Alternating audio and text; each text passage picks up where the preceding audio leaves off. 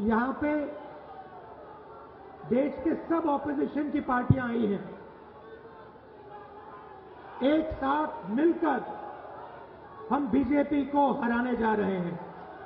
आपने देखा होगा कर्नाटक में बीजेपी के नेताओं ने बहुत लंबे भाषण किए, हर कोने में घूम लिए और नतीजा आपको दिख गया कर्नाटक में क्या हुआ। हास्यास्पद है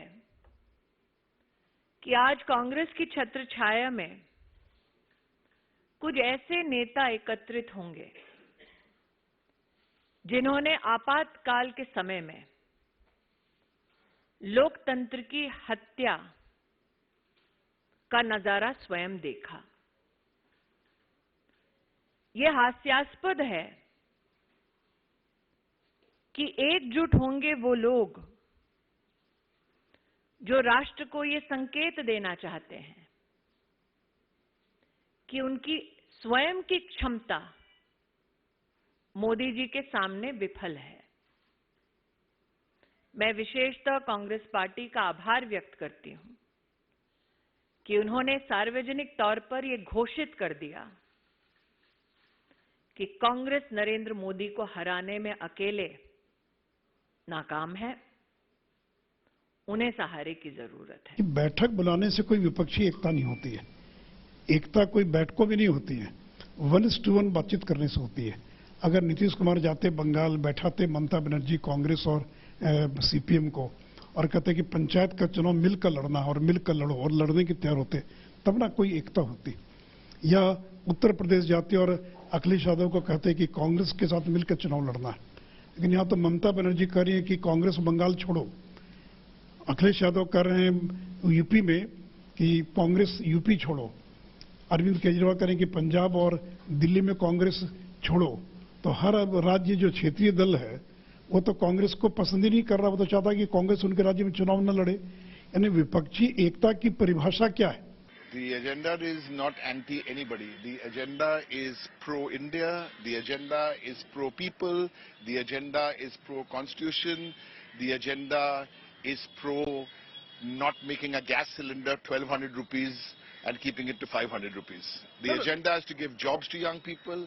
The agenda is you can't be fiddling around with federalism and interfering. There's so much on the agenda, but I don't want to say anything more than this. हम तो सब मिलके बीजेपी के खिलाफ लड़ना चाहते हैं और एक होकर इस बीजेपी सरकार को निकालने का हमारा सभी एक एजेंडा है।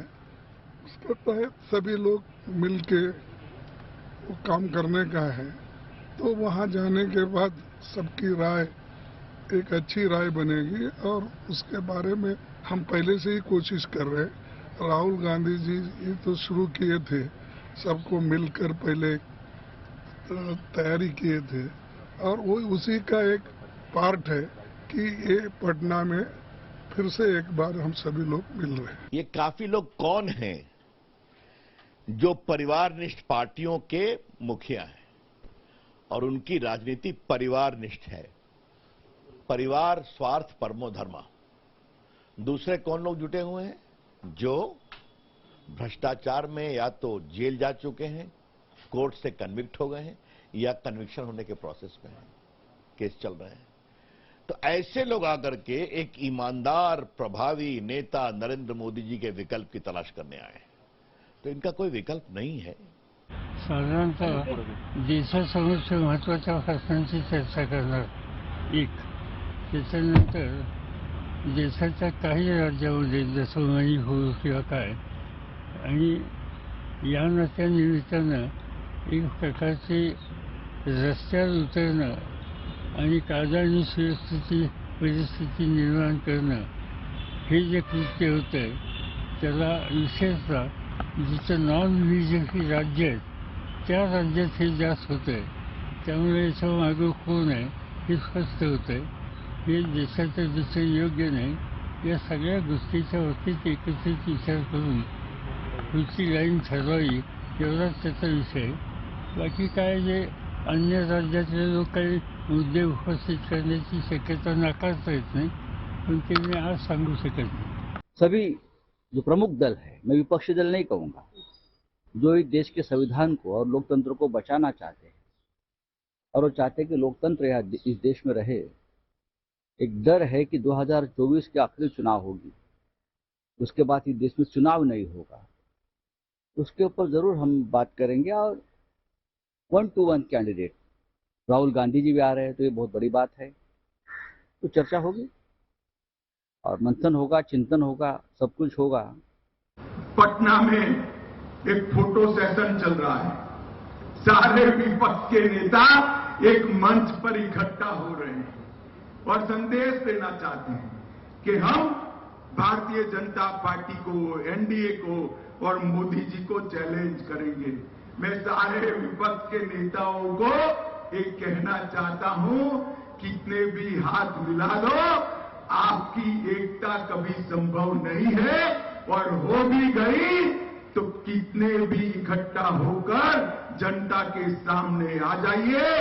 2024 में 300 से ज्यादा सीटों के साथ नरेंद्र मोदी जी का प्रधानमंत्री बनना तय। All of Rahul Gandhi's international visits are shrouded in mystery. We do not know where he goes. We do not know who he meets. Those people who he meets are all of questionable integrity, whereas the Prime Minister has gone outside of India. Each time he has gone outside of India, the Prime Minister has brought great respect for the nation, and he has made sure that the country tremendously benefits. समूचा विपक्ष कान खोल करके सुन ले, तुम्हारी आलोचना काग के श्राप की तरह है। आप जितनी आलोचना करोगे उतना ही जैसे हीरे को तराशा जाता है और वो निखरता है, उसी प्रकार से 2024 के चुनाव में पुनः एक बार आदरणीय प्रधानमंत्री मोदी जी इस देश के पुनः प्रधानमंत्री बनेंगे। एक तरफ विपक्षी एकजुटता की बैठक आज पटना में होनी है, दूसरी तरफ लगातार नए नए पोस्टर देखने को मिल रहे हैं। इस वक्त आपको बीजेपी कार्यालय के सामने लगा एक पोस्टर दिखा रहे हैं जिसमें राहुल गांधी की तस्वीर है, साथ ही साथ शाहरुख खान जो बॉलीवुड स्टार है उनकी तस्वीर का भी इस्तेमाल किया गया है। और शाहरुख खान जिस अंदाज में बैठे हैं, ये उनकी मूवी थी देवदास, जिसके डायलॉग लिखे गए हैं, जिसमें शाहरुख खान कहते हैं कि परिवार ने कहा पारो छोड़ दो, पारो ने कहा शराब छोड़ दो, आज तुमने कहा शहर छोड़ दो। और उसी तर्ज पे राहुल गांधी की तस्वीर नीचे नजर आती है, जहां लिखा है ममता दीदी ने कहा बंगाल छोड़ दो, केजरीवाल ने कहा दिल्ली और पंजाब छोड़ दो, लालू नीतीश ने कहा बिहार छोड़ दो और अखिलेश ने कहा उत्तर प्रदेश छोड़ दो। स्टालिन का भी जिक्र है और साथ ही साथ ये कह रहे हैं राहुल गांधी कि अब तो तमिलनाडु छेड़ने की भी बात कही जा रही है। मतलब ये कि कांग्रेस का हाल जो इस विपक्षी एकजुटता वाली बैठक में है, उसे लेकर पोस्टर के सहारे तंज कसा गया है।